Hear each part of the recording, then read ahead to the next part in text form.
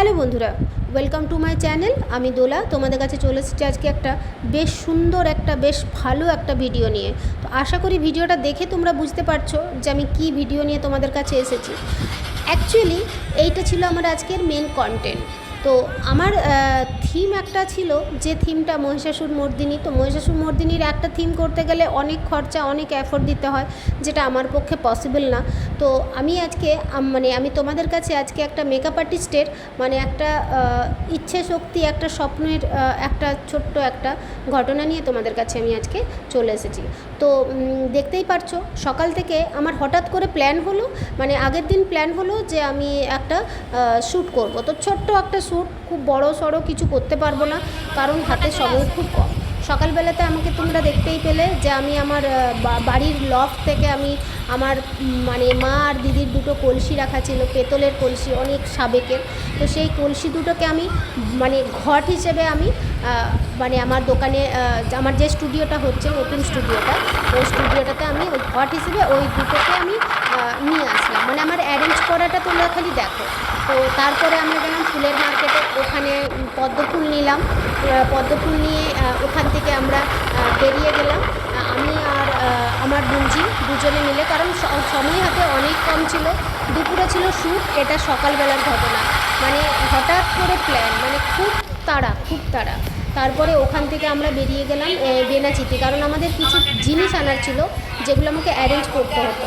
তো আমি তো পুরোটাই আমার একার উপরে, আমার তো বিকল্প দ্বিতীয় কেউ করার মতো সেরকম নেই, হেল্প করার মতো। তো এরপরে আমরা ওখানে গেলাম বেনাচিতিতে।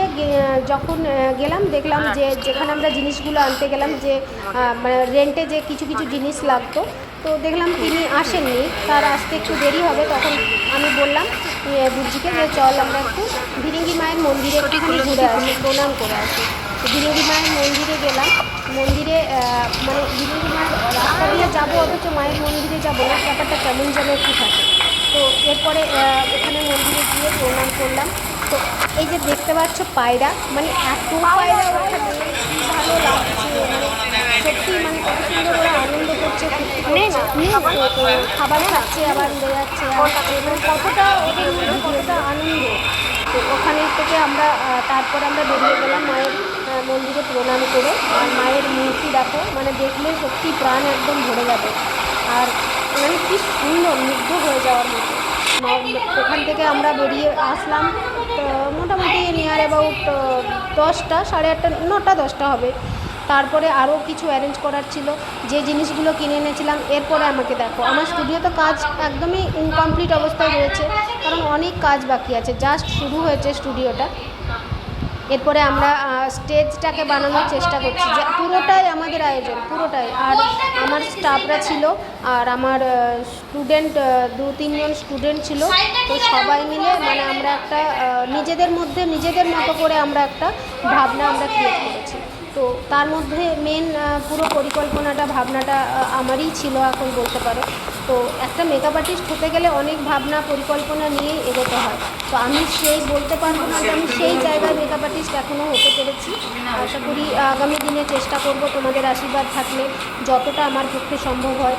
আর আমার গুরু তো শুভম চক্রবর্তী, উনি তো আমার বলতে গেলে আমার গায়ের লোম দাঁড়িয়ে যায় এখনও পর্যন্ত। উনি যে জিনিসটা তৈরি করতে পারেন, সেটা আমি স্বপ্নেও ভাবতে পারি না, যেটা আমার পক্ষে কখনোই সেটা হয়তো সম্ভব হবে কিনা আমার জানা নেই। তো আমি দাদাকে খুব কি বলবো, আমার ভগবান মনে করি, ভগবান। আমি যে ওনার কাছ থেকে শিখতে পেরেছি, যতটুকু পেরেছি আমি, সেটা আমার কাছে একটা বিশাল পাওয়া। দাদা যে শিক্ষাটা দিয়েছেন, সেটা আমি কল্পনা করতে পারবো না, আমি তোমাদেরকে বলে বোঝাতে পারবো না। তো দাদার কাছে যে শিক্ষাটা আমি পেয়েছি, তো চেষ্টা করি যতটুকু করার, যতটুকু পারার। তো আমার সব দিক সামলে, আমার স্যালনটা আছে, আমার স্যালন সামলে, আমার সব কিছু সামলে এই এই মেকআপ আর্টিস্টের এই লাইনটাকে এগিয়ে যাওয়া একটুখানি টাফ। দুটোকে একসাথে একটু প্রবলেম আছেই অবশ্যই, কিন্তু চেষ্টা করি সব সময় এগিয়ে যাওয়ার। কারণ এটাই তো জীবন, আনন্দ। এইভাবেই মানে এই দৌড়ে দৌড়ে দৌড়ে কাজ করব, খাটবো, কিছু নতুনত্ব ভাবনা, নতুনত্ব মানে সবসময় একটা এই সবের মধ্যে থাকবো না, এটা আমি প্রচণ্ড ভালোবাসি। তো তার মধ্যে একটা সমস্যা, যখন আমি মডেলকে সাজাচ্ছিলাম, সেটা হচ্ছে মডেলের হেয়ারটা আমি করতে পারিনি। মডেলকে আমি বলেছিলাম শ্যাম্পু করে আসতে, তো মডেল শ্যাম্পু করেনি। শ্যাম্পু না করার কারণে আর আমার সেই দিনে খুব ব্যস্ততা ছিল যে আমি শ্যাম্পু করে চুল শুকিয়ে তারপরে ক্রিম্পিং করা, এটা আমার সব সময় ছিল। তো আর যে আমার ফটোগ্রাফার ভাই, তার পরে আরও 3 দিন হতো না। তো সেই কারণে আমি চুলটাকে যতটা সম্ভব চেষ্টা করেছি, কিন্তু চুলটা আমি আমার মনের মতো হয়তো আমি করতে পারিনি। তো এরপরে মডেলকে সাজালাম, মডেলকে সাজিয়ে তো বেশ ভালোই লাগছিল। তো যেটা আর আমার যেটা স্টুডিও হচ্ছে সেখানে এসিটা নেই, এখনও এসি লাগানো হয়নি। তো আমার যে স্যালনটা আছে, আমার স্যালনে এসি আছে, তো আমার পাশাপাশি দুটো রুম। তো এরপরে ওই জন্য আমাকে সাজাতে হয়েছিল আমার এই স্যালনে। তো এরপরে সাজানোর পরে মডেলকে দেখতে কেমন লাগছে তোমরা অবশ্যই জানাবে, সাজানোটা কেমন হয়েছে। এরপরে মডেলকে তো সাজালাম, তারপরে ফটোগ্রাফার ভাইকে ফোন করলাম, ও বলল দিদি আমার আসতে একটু লেট হবে। আর তারপরে কি হলো, আমার মানে হঠাৎ করে সকাল থেকে এত মানে খাটাখাটনির পরে আমার কি হলো, হঠাৎ করে শরীরটা খারাপ হয়ে যায়। আমার প্রচণ্ড শরীর খারাপ শুরু হয়ে যায়, মানে আমি নিঃশ্বাস নিতে কষ্ট হয়, পুরো মানে একদম মাথা টাথা প্রচণ্ড যন্ত্রণা করে। তারপরে একটু মানে অসুস্থও হয়ে গেছিলাম কিছুক্ষণের জন্য। আর তার মতো গরম, প্রচুর পরিশ্রম করতে হয়েছে সকাল থেকে। আর এই স্টেজটা পুরো ওরা হেল্প করলো, সবাই মিলে এই যে বানালাম। পুরো এই যে ব্যাগটা দেখতে পাচ্ছ, এখানটাতেও বসাবো, কারণ পুরোটা আমার আয়োজন। আমি নতুন করে কোনো বড় কিচ্ছু ভাবনা নিয়ে করিনি। এটা জাস্ট এই ধরনের শ্যুট আমার এই প্রথম ছিল, মানে এই ধরনের। এমনি তো মানে মডেল অনেক সাজিয়েছি, বা আমি ব্রাইডাল রিসেপশনের শ্যুটগুলো তাও করেছি, কিন্তু এই ধরনের শ্যুট এটা আমার ফার্স্ট টাইম ছিল। ভুল ত্রুটি হলে অবশ্যই তোমরা ক্ষমা করে দিও। আর আরও কোনো কিছু জানার হলে আমাকে কমেন্ট করবে, আমাকে প্রশ্ন করবে, আমি অ্যান্সার দেবো। তো এই হচ্ছে আমার সব স্টুডেন্ট স্টাফ সবাই মিলে আমাকে 4-5 জন মিলে হেল্প করেছিলো। এই যে এখন ওদের বদমাশি শুরু হয়েছে ত্রিশূল নিয়ে, এখন ওরাই মহিষাসুর মানে মর্দিনী হয়ে যাবে। এরপরে মহিষাসুর বধ করার জন্য মুখ দেখাবো না বলে মানে আমাকে কী করছে, এই যে জিভ বার করে পারলে এখনই মেরে দেবে। তো ওরা একটু বেশ মজাই করেছে, একটু আনন্দই করেছে, আর বেশ ভালো লাগছিল ওদের সাথে সবার সাথে কাজ করতে। আমাকে অনেকটাই হেল্প করেছে, সবাই মিলে বেশ মানে সবাই মিলে কাজ করেছে। আর এই হচ্ছে আমার মডেলের শ্যুট। এই যে ফটোগ্রাফার ভাই রূপম আর বিশ্ব যে ভিডিওগ্রাফার ছিল, তো দুজনেই এসেছিলো। খুব দুই ভাই ভীষণ ভালো, ভীষণ মিষ্টি স্বভাবের। তো এসেছে। দিদি রাগ করো না, আমি তো রেগে মাঝখানে মোবাইল টোবাইল ছুঁড়ে দিয়েছিলাম, ওদের আসতে দেরি হয়েছিল বলে। মানে আরও মডেলের চুল বসে যাচ্ছে বারে বারে, এতে তো চুলের অবস্থা খুব খারাপ, তার মধ্যে ঘাম, আর এই স্টুডিওটাতে আমাকে ফ্যান চালিয়ে কাজ করতে হচ্ছে। তো আর কি বলবো, এই দেখো এই যে মডেলের যে শ্যুট হয়েছে, তোমরা আমার চ্যানেলে যাবে, আমি অলরেডি ওটা পোস্ট করে দিয়েছি। তোমরা আমার ইনস্টা চ্যানেলে যাবে, ইউটিউব চ্যানেলে যাবে, তোমরা পুরো ভিডিওটা পাবে।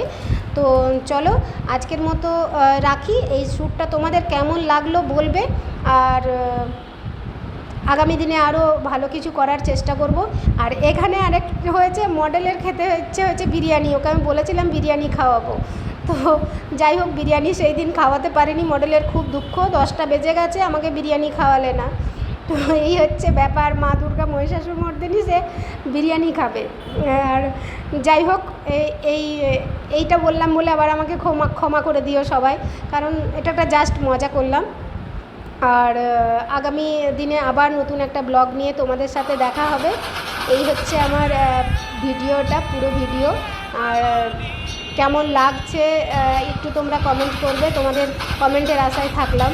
আর তোমাদের ভালো লাগলে মানে আমি খুব খুশি হব, আবার ইন্সপায়ার হব, আবার মনে হবে আরও ভালো কিছু করি, কারণ করতে বিশেষ কিছুই পারি না, চেষ্টা করি। তো এই হচ্ছে আমার পথ চলা।